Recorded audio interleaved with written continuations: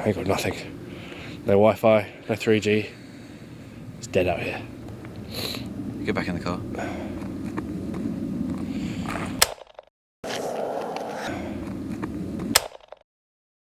Okay, you ready? Brace yourself. There is something so simple yet deeply unsettling about a concentrated beam of light blasting through the black abyss of darkness as it intensely pulls forward your immediate surroundings while faintly illuminating the brooding background now perceptibly out of reach. There's an artist I really like called Briscoe Park, who specializes in this peculiar form of liminal space where they literally project a high lumen flashlight into dormant, desolate settings that give them an uncanny and ethereal quality. It's difficult to fully articulate because it's so innately visceral, yet it taps subconsciously into how light and dark influences our relationship with the spaces we inhabit. I mean, it is ultimately just nature we're looking at, but that artificial isolated beam of light indirectly gives more power to the darkness as it devours the light the further it gets from its source. In this captured moment, we physically see that darkness does not end,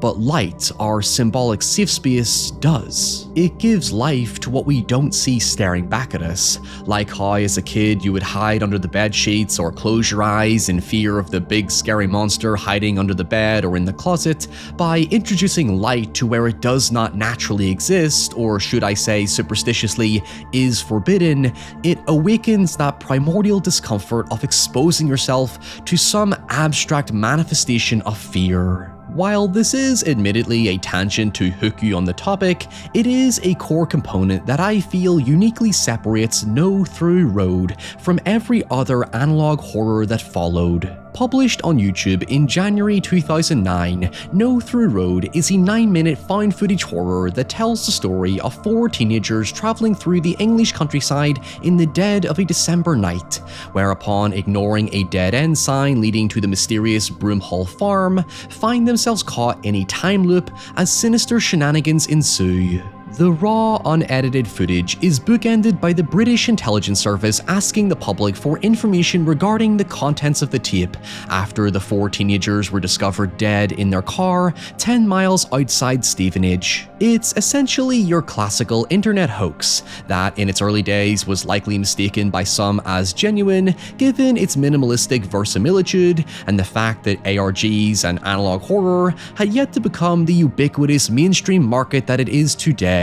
There has been a few times over the years I've seen it referred to as YouTube's very own Blair Witch Project, given it was one of, if not the earliest viral found footage horrors to pioneer the format in the online space. However, I like to think of it more so as YouTube's last broadcast, where despite predating the significantly more popular and influential Marble Hornets by almost half a year, that Slenderman sensation quickly became such an undeniable juggernaut that it absorbed all of No Through Road's thunder, sadly leaving it in the dust. Now, that's not to say No Through Road went uncredited. It was still highly regarded in most internet horror circles and did garner newfound attention during the 2020 pandemic, judging from the view count pattern on the Wayback Machine. Obviously, I'm not here to have a pissing contest over the metrics of its quality or popularity, but its significance to the history of internet horror cannot be overstated, given its place before social media's highly commercialized algorithmic tendencies and patterns of derivative content overwhelmed the masses. If you've grown up with the analog horrors of the last 10 years, there is a fair argument to say No Through Road is certainly a relic of its time, given its understandably stripped down, no-budget amateur aesthetic prior to the style bible Local 58 indirectly gifted to the format and every creator since. Nevertheless, No Through Road is a fascinating time capsule of the cultural, creative, and technological journey we've been on over the last 15 or so years, starting with 17-year-old Stephen Chamberlain shooting a pre-liminal horror with his mates in the countryside, to most recently 16-year-old Cian Parsons making The Backrooms in 2022. God, he was in preschool when No Through Road came out. I was in high school and retrospectively bitterly upset I didn't post any of my junky-ass short horror movies before it was cool. In fact, there is one on my channel I made 15 years ago if you really want to go back there and find it. With the recent release of both Passenger and Backrooms, No Through Road felt like a fitting combination of the two by mixing together time-distorting liminal space with a nighttime drive involving a haunted stalker. Following its original publication, No Through Road was later adapted into a 3-part web series from 2011 that expanded further on the mystery that, by design, ultimately left more questions than answers to feed into the theory-driven community that helped popularize Marble Hornets. However, my personal preference towards No Through Road over Marble Hornets always stemmed from its relatable idiosyncratic qualities, with one of the first nostalgic triggers for me being when our cameraman recites a Frankie Boyle joke from Mock the Week, which, if you're unfamiliar, was one of the most popular comedy panel shows in the UK at the time, with Frankie Boyle being a particular breakout due to his edgy, controversial humour, especially amongst teenage boys like me who recited his material all the time. While for most, the early dialogue will feel like plainly vapid, cringeworthy nonsense, I can tell you from absolute experience that this is exactly what 4 teenage lads get up to after their mate gets their provisional driver's license, and you all excitably decide to go on an impromptu road trip along back roads that lead to who knows where to ring in that newfound freedom. It makes me sentimental of those younger years, the camaraderie of being safe and secure in the car as you felt untouchable to those elongated roads that grew brooding and claustrophobic amongst the trees and dormant houses. Again, reflecting on Briscoe Park and that sensation of shooting a bright beam into endless darkness, it evokes that ethereal, slumberous quality where the environment grows perceptively unsettling after the group get lost, but they remain carefree and continue to banter, not willing to admit they're masking their encroaching fear as the tone in their dialogue subtly changes. A detail I especially love is the mini DV tape overwriting old footage that not only adds to the authenticity but adds a flare of interference as the nightmare intensifies. For example, as they reach the No Through Road sign, where a tunnel looms over them due to the beam projected from the car's headlights, there is a repetitive skipping that infers to the time loop the teenagers eventually fall into. As they carelessly go through and soon find themselves looping constantly around a nebulous route, they stop to check their phones and GPS and encounter a dead rabbit that serves as a morbid bad omen. Notably, however, the footage overwrites what appears in retrospect to be the eventual attack that occurs at the end, adding both an unknowing irony and insinuating a time loop distortion where these events have already happened in a parallel timeline. But more on this later. After one of the teenagers, Stephen, claims to see someone wearing a mask in the field, their demeanors take a genuine turn to angst and panic. To compound the presence of something seemingly otherworldly lurking about,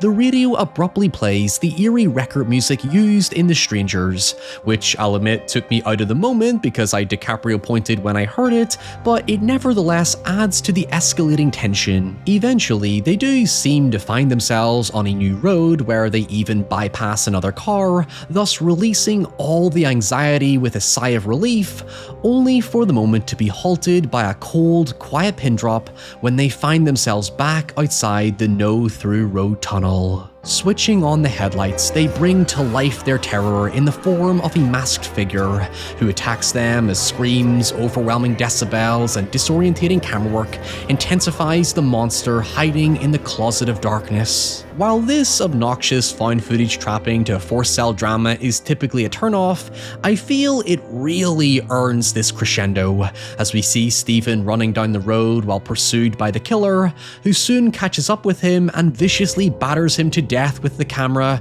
as the cracking in his voice reminds us that these 4 lads were just kids, and the footage continues to overwrite their happier times.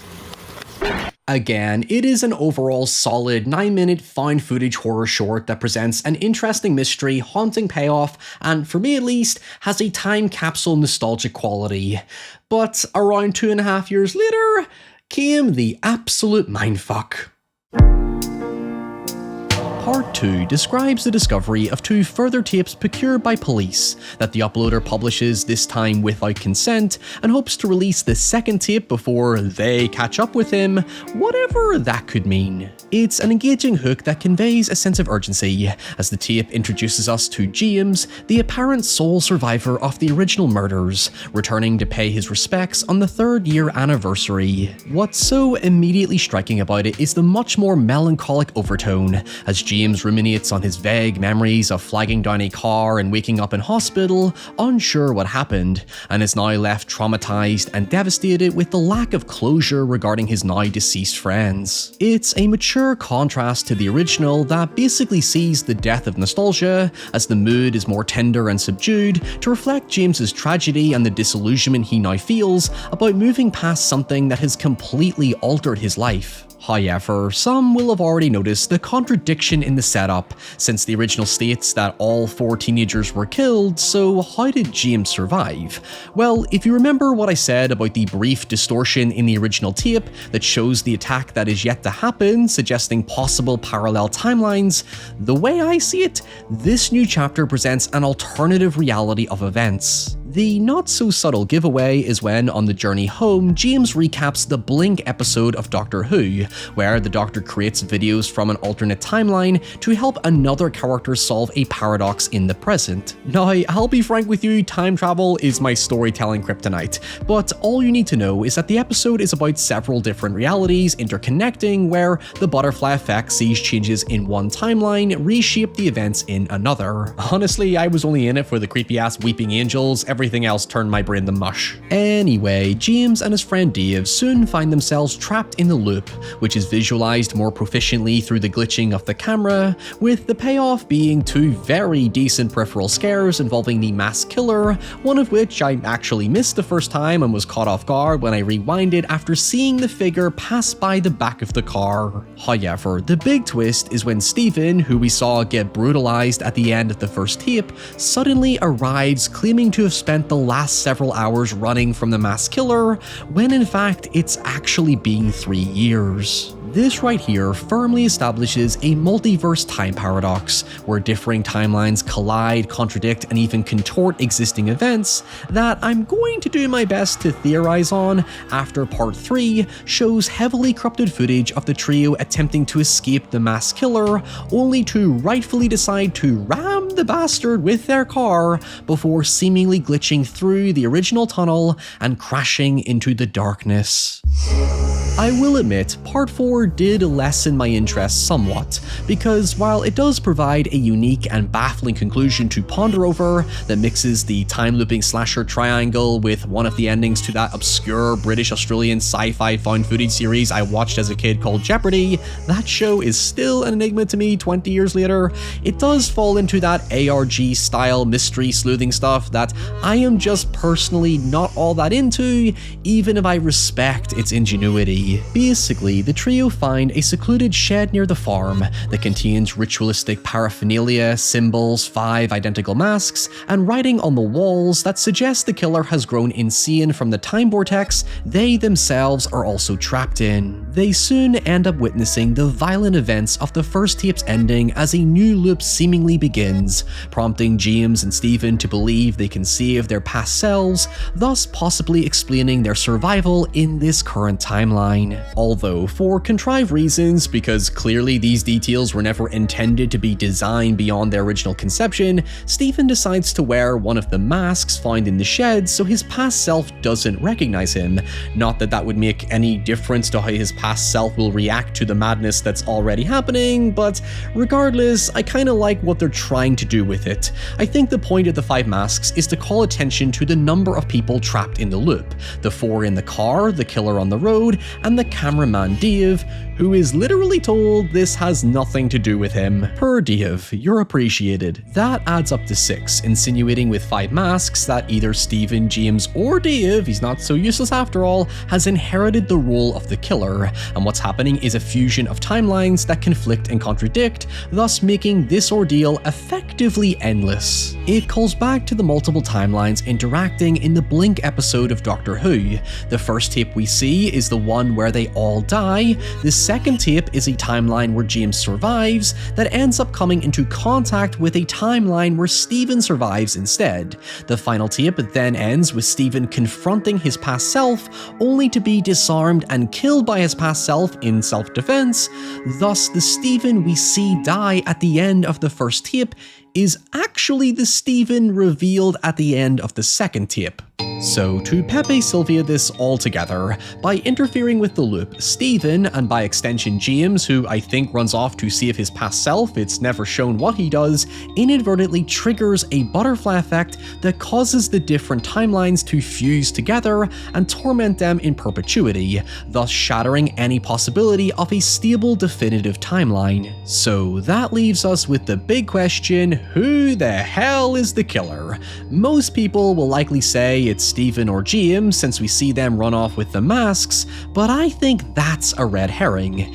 Instead, purely because he is explicitly told to be disconnected from the original events, I think it's Dave, presumably attempting to stop the loop to save himself, since he cannot save a past version of himself unlike Stephen and James. Thus, by killing the group, it ends the cycle for him, because there is now no longer a future for Dave to be indirectly pulled into the cycle. Remember, the footage has to be uploaded by someone who I suspect is Dave in a version where he escaped the loop, as confirmed in the first tape where all 4 teenagers are killed. All the following tapes are thus alternate versions of everything that happened, which this version of Dave has no memory of. Again, we see the first tapes seemingly overwrite future events before they happen, showing us that what we are witnessing is all a product of chaos, and there is no universal timeline to speak of. Looking at the series as a whole, No Through Road is a great 30-minute horror anomaly where, even if you don't like it, you can at least certainly respect the foundations it established for the genre moving forward. As always, if you have your own thoughts, theories, opinions, or requests for a future video, leave them with me in the comments below. And until next time, stay safe, stay away from dead ends, and I'll see you all very soon. Bye.